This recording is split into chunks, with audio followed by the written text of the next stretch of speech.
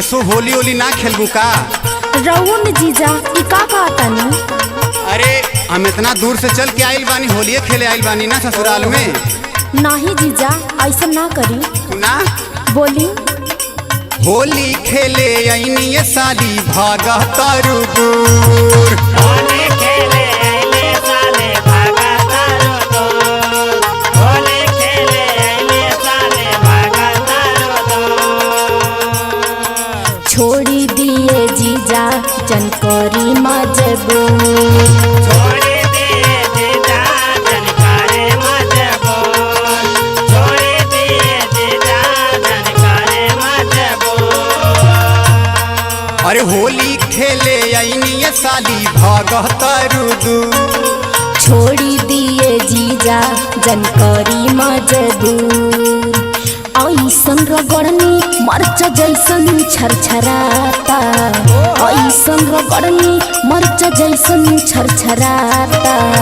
डाली जानी रंग जीजा देह पर पराता। डाले जाने रंग जीजा देह पर पराता। डाले जाने रंग जीजा देह पर पराता।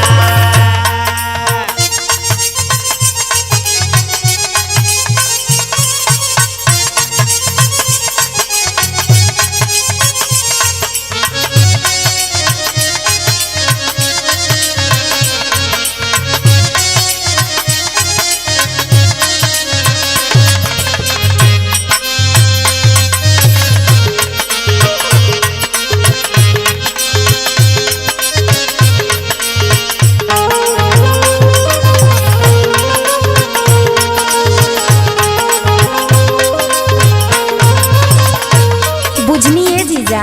बतावा का कर? और सुना। बोला। हई गोरे गोरे गाल दोनों लाल कैले बानी। होलिया में चोली के बेहाल कैले बानी। होलिया में चोली के बेहाल कैले बानी। होलिया में चोली के बेहाल कैले बानी। हर बाची नहीं आंग तो हर आज कौनो खाली। होली कैसे होला आज जान जइबू साली। होली कैसे होला आज जान जइबो साले। होली कैसे होला आज जान जइबो साले। अच्छा तो ये बात बा। और का? देखी पिचकारी रौर मान घबराता। देखी पिचकारी रौर मान घबराता। डाली जानी रंग जीजा देह पर पराता। डाले जाने रंग जीजा देह पर पराता। डाले जाने रंग जीजा देह पर पराता।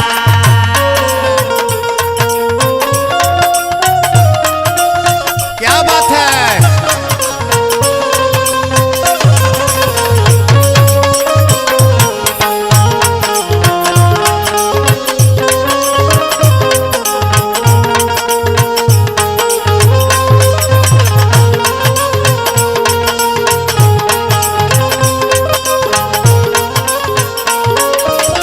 ए जीजा जी। बोला। और सुनी।